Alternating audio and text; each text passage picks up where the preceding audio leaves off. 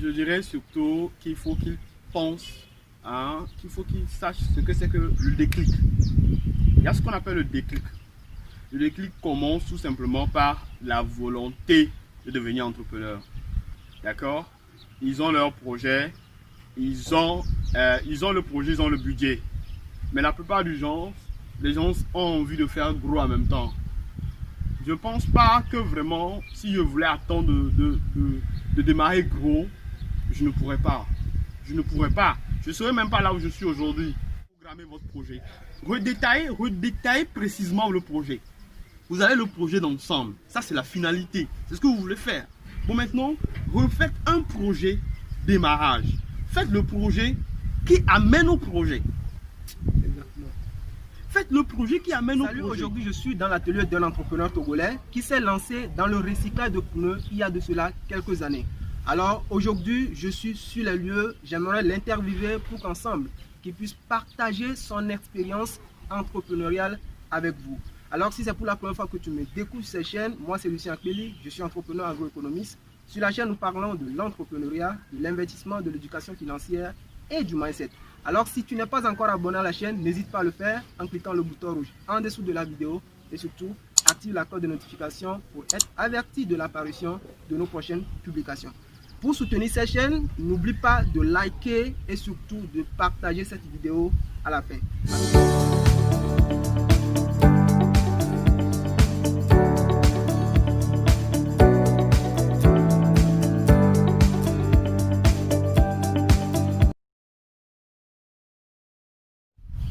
Salut. Salut, grand frère. Est-ce que vous pouvez vous présenter rapidement pour tous ceux-là qui vous suivent actuellement? Je suis Léon Sakpemagbo, promoteur de Recycling Togo. Alors, aujourd'hui, je suis venu vers vous, je suis venu dans votre atelier pour vous interviewer afin de partager votre expérience entrepreneuriale. Vous êtes lancé aujourd'hui dans le recyclage de pneus il y a de cela quelques années. Vous avez une expérience entrepreneuriale assez dynamique et je voudrais qu'ensemble, nous puissions partager ça avec les jeunes qui nous suivent actuellement. Ceux qui veulent se lancer dans l'entrepreneuriat, mais qui se font assez d'excuses, qui se disent « je n'ai pas de moyens », avec plein de choses. Je veux ensemble qu'aujourd'hui nous puissions parler pour les motiver et les amener à faire un pas pour enfin commencer. Alors, qu'est-ce qui vous a poussé à vous lancer dans le recyclage des pneus? Le recyclage du pneu, mon activité principale aujourd'hui, a un lien très étroit avec mon engagement social, hein, de la lutte contre les changements climatiques surtout, et à travers l'association des citoyens exemplaires Togo, hein, une association dans laquelle je milite surtout et qui fait en sorte que aujourd'hui je suis ancré, hein, dans la lutte et dans la pollution. Donc le recyclage, carrément je dirais que ça a commencé à très bas âge. Je dirais que je vis mon rêve, hein, d'enfance. Je le dis clairement, je vis mon rêve d'enfance. Peut-être vous rêvez d'être footballeur, hein. Moi j'ai rêvé de recycler en fait. Donc, protéger l'environnement. Oui, parce que très bas, je ramassais toujours tout, je ramenais à la maison. Et tenez-vous bien, tout le monde, hein, on nous frappait grave pour ça. Ouais, donc c'est à peu près ça. Mais maintenant, le transformer en business, c'est parce que il y a beaucoup de choses que les gens ignorent, qu'on appelle le pneu. Il y a beaucoup de coins dans le recyclage que beaucoup ne prennent pas en compte. Avant, on ramassait les sachets pour le recycler, mais le pneu était toujours là. Le pneu dure beaucoup plus longtemps qu'un sachet, un simple sachet, un des milliers d'années encore. Et alors qu'il n'y avait pas d'entité qui le recyclait. Donc là, c'est là que j'ai dit, ok, d'accord, je vais créer une société pour recycler ces pneus et les valoriser. Ok, donc vous avez pris la décision de créer une société pour valoriser les pneus. C'est ça. Alors quel nom déjà vous donnez à votre société? Un nom très simple, hein? Recycling. J'ai rencontré beaucoup d'amis, beaucoup de blonds, beaucoup d'autres personnes qui disent « Ah, mais tu fais de le recyclage », d'où le nom. J'ai dit « Ok, d'accord, mais ton recyclage, c'est bien fait, hein, parce que tu le fais tellement, c'est différent des autres, et c'est clean. » Là, j'ai dit « Alors là, pourquoi ne pas mettre le recyclage et le clean à côté? Donc ça fait recycling, et pour certains disent recycling. » Et je suis content. D'accord, là c'est tellement cool. Exactement. Ok, d'accord. Au début, est-ce que vous n'avez pas trouvé des difficultés, vous n'avez pas trouvé des excuses pour vous lancer? Vous savez, qu'on se dise des choses face à face, parce que Trouver des excuses, non, je dirais non. Mais des difficultés, oui. Parce que des difficultés, il y en aura toujours. Il y en aura toujours. Même au début même, c'était, puisqu'on avait commencé avec des ceintures à base de pneus, les gens étaient réticents pour porter du pneu. On se dit c'est quoi? On dit c'est joli, on apprécie le travail, mais ils sont réticents pour le porter. Mais pourquoi? Comment? Nous, là, c'est là on s'est mis à travailler, à voir comment faire les finitions sur des podiums de défilés de mode. Certains nous demandaient de mettre du cuir à l'intérieur du pneu pour que ça soit classe. Et l'ima mode, les trucs, tout ça là, c'était en sorte de faire en sorte qu'aujourd'hui nos produits sont assez bien. Hein, et moi, j'en suis fier. Et les clients également. Ok, d'accord, merci beaucoup. Donc aujourd'hui, quels sont les objets, les biens meubles que vous fabriquez à partir des pneus recyclés? Et il y en a plusieurs. Hein. Il y en a plusieurs. Hein, des meubles sur lesquels nous sommes assis même aujourd'hui. Il y a ça, c'est les chaises. Oui, ce sont des fauteuils, voilà. pour des endroits assez fermés, des VIP, tout ça. Il y a également des meubles en pneumatique d'intérieur. Il y a pour terrasse, il y a pour jardin.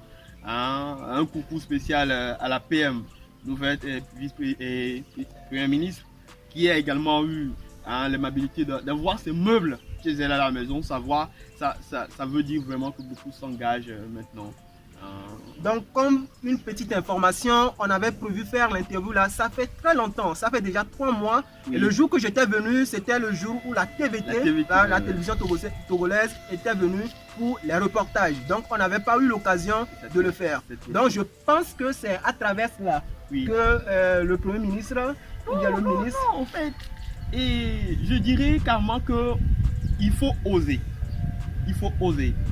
J'ai croisé l'excellence de bain depuis la foire Made in Togo. La foire Made in Togo. Et beaucoup de chaînes de télévision s'intéressent maintenant à ce que c'est que le recyclage.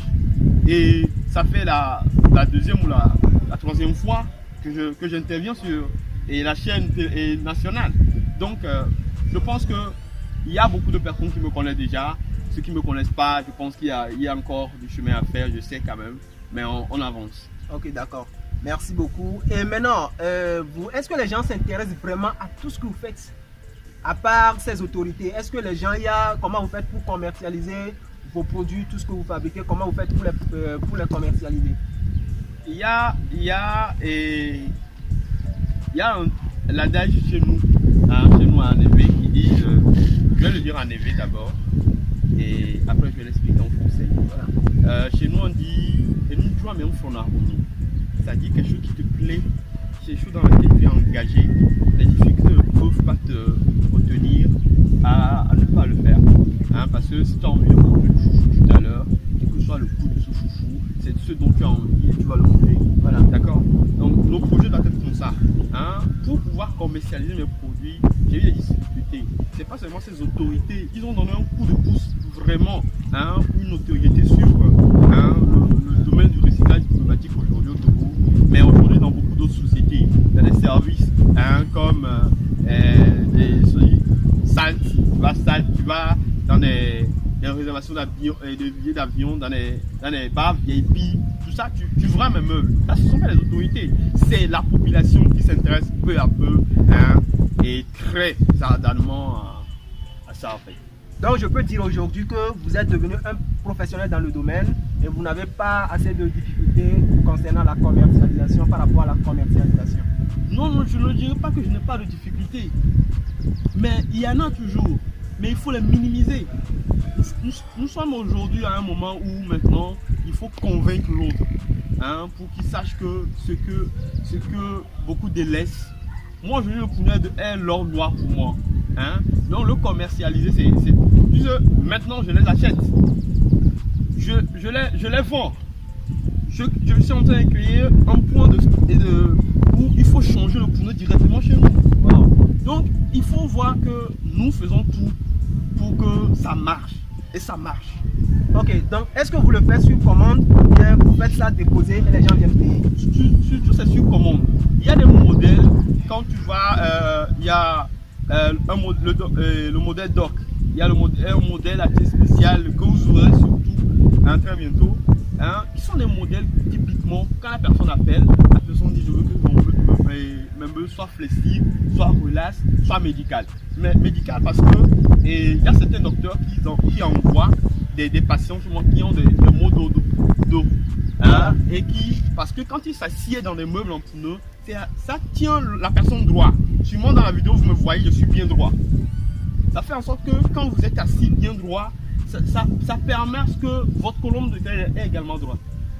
Donc, il y a cette personnalité, il y a des jeunes même qui en commandent. La CNJ également. Donc, c'est tout simplement pas de bouche à oreille, pas des commerciaux que j'ai engagés. Il faut également mettre des fonds pour ça, pour qu'ils aillent sur le terrain et dire, ah ben nous prenons tel, ce sont nos gars. Ok, bon maintenant, dites-nous quels sont vos coûts, parce que nous faisons tout en fonction de la poche de nos clients. Bon, aujourd'hui, vous êtes seul dans le domaine, ou bien vous avez engagé, ou bien vous avez des apprentis, des apprenants qui veulent aussi apprendre le métier, ou bien vous êtes toujours seul à travailler? Je suis plus seul, parce qu'à un moment donné, il faut pouvoir également permettre à la jeunesse de... Nos parents ont fait l'erreur de ne pas véhiculer leurs connaissances. Voilà. N'allons pas attendre d'être vieux avant de le faire. Donc, il y a au moins 3 personnes aujourd'hui qui sont pleinement dans le recyclage de pneus avec moi. D'accord? Donc, ce sont les jeunes qui apprennent ça déjà, ils ont commencé et ils évoluent très bien même. Je suis sûr même, sans moi, ils arrivent à réaliser tout aujourd'hui. Là, c'est déjà bien. Oui. Donc, ce qui veut dire que vous êtes en mesure maintenant de transmettre à des milliers de personnes, à des milliers de jeunes, ce que vous connaissez déjà dans ce domaine de recyclage. Beaucoup. Alors, merci beaucoup. Et je pense que s'il y a les jeunes Togolais, même s'il y a des jeunes à l'extérieur du pays, puisque même au niveau de Burkina Faso, ils m'ont appelé pour venir faire un séminaire sur le recyclage. Et surtout sur le recyclage du pneu. Parce que c'est une matière assez importante que les gens doivent forcément intégrer dans le recyclage. On crie partout, sachet puata, sachet noir. Mais il y a un truc clé, puisque le pneu lui collecte de l'eau, ça crée du paludisme. Exactement. Ça crée du paludisme. Et quand on le brûle, c'est la matière la plus interdite à brûler. On ne doit pas le brûler. Donc carrément, même à l'extérieur, on me fait appel pour pouvoir faire cette formation-là. Ok, d'accord. Est-ce que maintenant vous pouvez avoir cette possibilité de faire une formation en ligne? Peut-être que ceux qui suivent actuellement peuvent avoir l'envie de suivre une formation en ligne. Ceux qui veulent se lancer, ils vont suivre une formation tout entière en ligne pour se lancer. Peut-être qu'ils n'ont pas des moyens pour se déplacer de leur pays, parce que ce n'est pas seulement les Togolais qui suivent cette chaîne. Exactement. Il y a partout les jeunes partout ailleurs qui suivent cette chaîne. Oui. Donc ils veulent peut-être, ou bien ils aimeraient plutôt apprendre comment faire tout ou bien meuble que vous fabriquez à partir de... Oui, c'est possible. Donc c'est possible. Oui, parce que dire que quand les gens qui ont peur de véhiculer et leurs connaissances, c'est qu'ils n'ont plus de futur. Exactement. Nous avons un futur. Et j'en suis sûr. Donc nous pouvons véhiculer librement ce que nous connaissons aujourd'hui, parce que nous savons que nous en avons encore. Merci beaucoup. Donc ceux qui nous suivent actuellement, si vous voulez vous lancer dans le recyclage de pneus, alors il est là. Il peut faire une formation tout à fait complète pour vous aider à vous lancer aujourd'hui. Donc c'est un truc qui est aujourd'hui vraiment à la mode et qui permet à pas mal de personnes de se faire de revenus. Alors si vous voulez vous lancer aujourd'hui, il est à votre portée.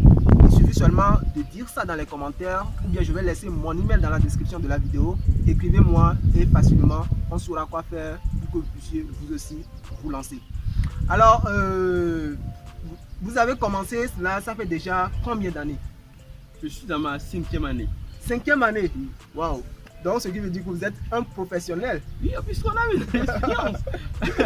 on a commencé, nous-mêmes, on s'amusait au départ. Oui, parce que il faut s'amuser. On s'amusait au départ et après on dit ok, allons-y. Et on est allé. On est là. Donc, comptant le temps d'amusement, le temps de professionnalisme jusqu'à l'expérience d'aujourd'hui, ça fait 5 ans. Ça fait 5 ans. Oui.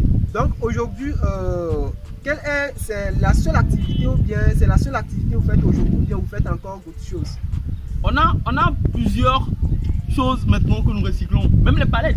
Nous faisons même dans les palettes, dans les tonneaux. Nous faisons tout en fait. Quand nos clients demandent, nous n'hésitons pas à les satisfaire.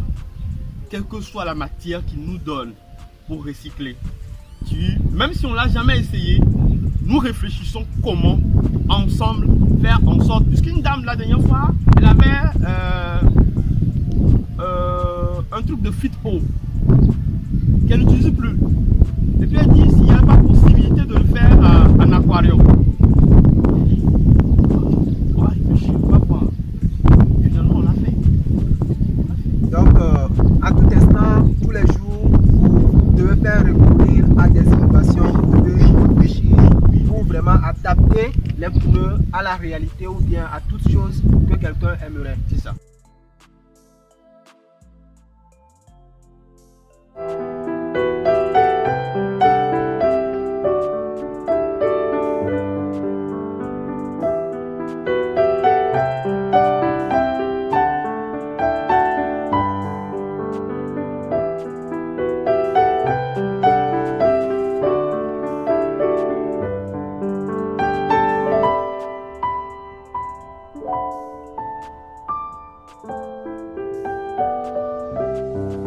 Donc aujourd'hui, vous êtes leader dans ce domaine.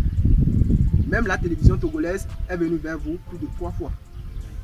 Et avec une expérience de 5 ans, je pense que vous êtes vraiment un professionnel du domaine. J'aimerais particulièrement de donner un conseil à un jeune africain qui veut se lancer dans l'entrepreneuriat ou bien qui doute encore de ses capacités de se lancer dans l'entrepreneuriat. Déjà 5 ans, je pense que vous pouvez laisser une motivation à quelqu'un qui vous suit actuellement. Oui. Qu'est-ce que vous avez à tous ces jeunes africains? Je dirais surtout qu'il faut qu'ils pensent, qu'il faut qu'ils sachent ce que c'est que le déclic. Il y a ce qu'on appelle le déclic.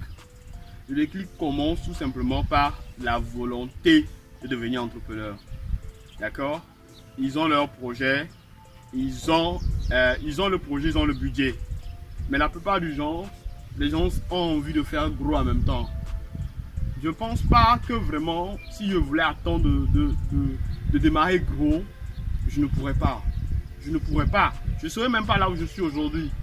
Vous voyez, aujourd'hui, je fais des meubles. Alors que le projet est encore plus immense que ça. Mais j'ai commencé avec quoi? Des ceintures. Pourquoi avec des ceintures? Les choses sont encore un peu plus petites même. C'est encore comme des atomes par rapport à tout l'ensemble. C'est vraiment négligeable par rapport à ce que vous faites. C'est négligeable. Voilà. Mais j'ai choisi cela pour commencer. Donc, voyez un peu dans vos projets. L'exemple d'une dame qui veut ouvrir un restaurant, par exemple. Elle a fait son budget, elle veut ouvrir tout un resto. Le budget, ça se chiffre dans des millions. Voilà. Elle a commencé par vendre de la Imolou. Elle sait programmer votre projet. Redétailler précisément le projet. Vous avez le projet d'ensemble. Ça, c'est la finalité. C'est ce que vous voulez faire. Bon, maintenant, refaites un projet démarrage. Faites le projet qui amène au projet. Exactement. Faites le projet qui amène au projet. C'est-à-dire, elle veut vendre de la Imolou, il faut la casserole. Ma mère, quand je suis rentré dans le recyclage, elle a fait un truc qui est immense. Elle m'a demandé qu'est-ce qu'on peut faire pour qu'elle puisse avoir des casseroles. J'ai dit, ah bon, tu achètes ça habituellement ou bien? Elle dit oui, mais il y a des casseroles qui se trouvent partout là. On me dit qu'on dit son fils est recycleur. Comment on va faire ça? J'ai dit, bon, ok. Depuis ce jour, j'ai commencé par collectionner des boîtes de canettes. Vous buvez du canette, vous le jetez. Moi, j'en fais des casseroles. Oh! Ah ben, tu ne sais pas. Quand je dis recyclage, il y a du gros. Les casseroles, même pour les mamies, pour faire le coucou de chez nous. Voilà. La mère a des la boisson locale. La boisson locale. La grande mamie de 15, de 20. La vieille a ça. Mais tout ça, quand tu vois la mamie, tu ne sais pas que c'est les tout petits canettes qui ont pris pour faire. Elle a pris des années pour collectionner. Le projet étant la casserole, le premier détail, c'est se doter des moyens pour atteindre la casserole. Se doter constitue tout simplement à collectionner sur des sacs, des bois de canettes. Elle ne désespérait pas, hein. Elle continuait. Elle savait que la finalité arrive. Donc cette dame-là qui a commencé par la Imolou a fait un temps. Elle sait que, bon, pendant 3 mois, je dois avoir tel gain. Dans la Imolou, chez nous, c'est le riz. Le riz. Voilà. En fait, le projet, elle vend du riz. C'est pas tout le monde qui vend du riz qui ont un projet de restaurant. Exactement. Ils ont commencé par vendre le riz parce que c'est le projet de riz. Mais sur celle-ci, le projet restaurant est là. Mais le projet pour atteindre la finalité doit être des petits projets détaillés. Le riz a commencé. Elle a vendu. Maintenant, un chiffre d'affaires a commencé. Elle a commencé par faire le service traiteur. Le service traiteur a allé. Le nom du restaurant qui n'est même pas encore créé est déjà connu sur le marché. Wow. Maintenant, le restaurant est mis en place. Mais comment vous voulez que cette dame ne soit pas à l'aise aujourd'hui? Parce que tout est programmé. Elle n'a pas dit qu'elle veut ouvrir un restaurant et puis qu'elle le veut maintenant. Parce qu'il y a un truc qui coûte très cher à la jeunesse aujourd'hui. Ils ne le savent pas. C'est le fait de vouloir tout aujourd'hui et maintenant. Qui le veulent tout à l'heure. Ils le veulent que dans 2 mois. Ils veulent dans 2 mois, je veux avoir une voiture. Mais non, hein, ça ne fonctionne pas comme ça. Il y a beaucoup de ces millionnaires, milliardaires vous donneront des conseils, ils viendront compter leurs trucs. Mais ils ne vous diront pas le déclic. Le déclic, comment il a commencé. Le président, je vais encore aller plus profond. Le président des importateurs de produits congelés au Togo. Il a commencé comment ce président? Le gars est un multimillionnaire, je ne veux pas dire milliardaire. Puisque bon, les gens ne se déclarent pas. Les gens ne se on se dit pas. Mais ils sont les multimillionnaires aujourd'hui. Il a commencé comment? Avec un seul carton de poisson. Wow. Un carton de poisson, il était dans un village. Comment il vendait?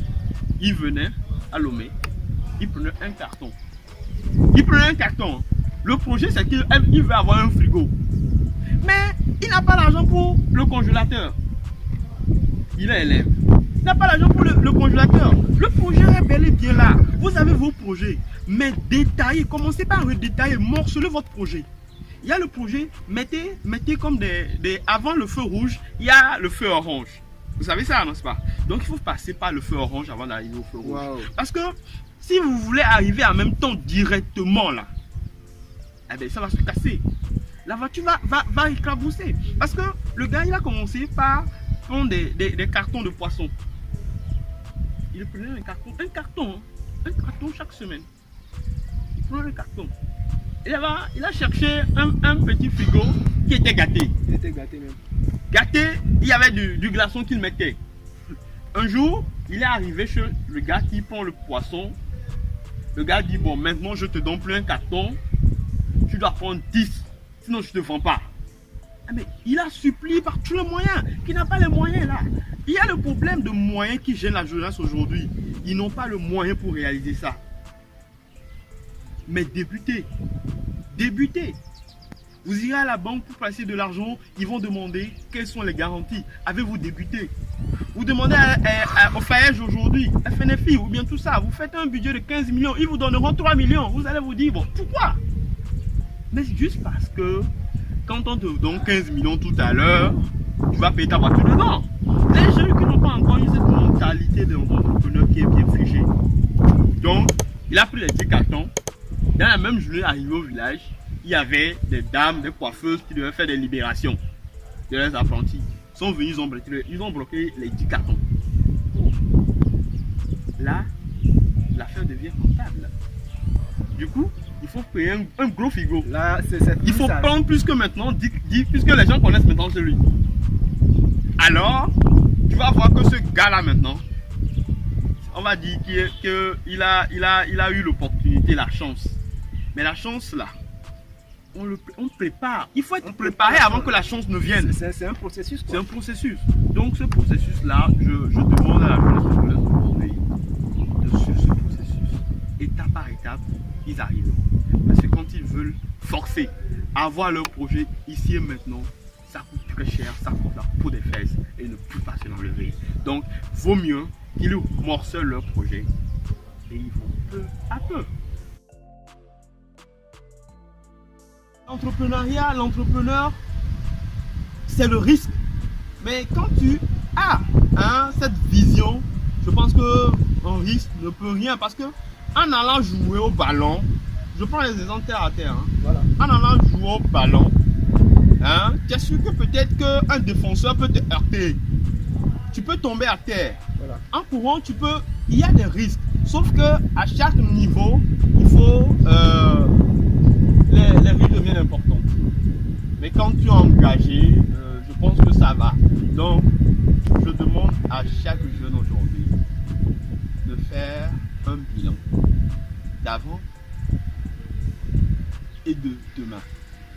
Comment on peut faire un bilan de demain sans être dans demain? C'est de tout savoir, voir d'abord là où on veut être.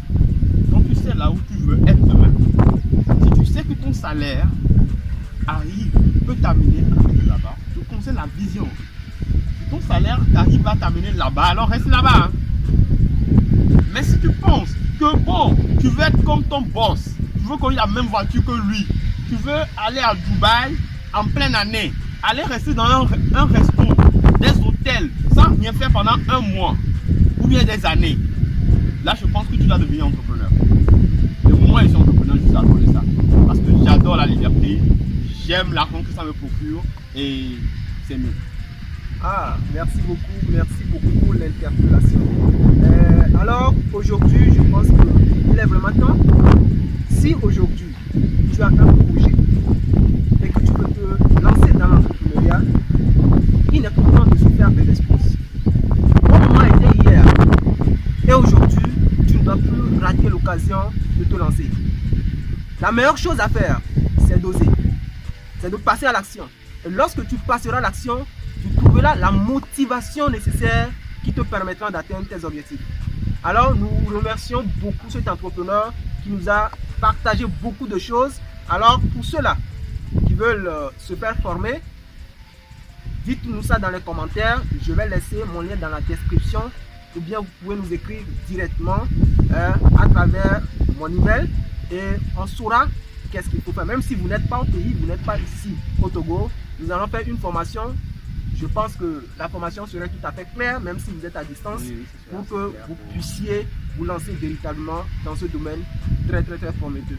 Alors, merci beaucoup de nous avoir acceptés dans vos locaux pour l'interview. Merci à vous surtout pour l'honneur et à très bientôt. Abonnez-vous. Merci beaucoup.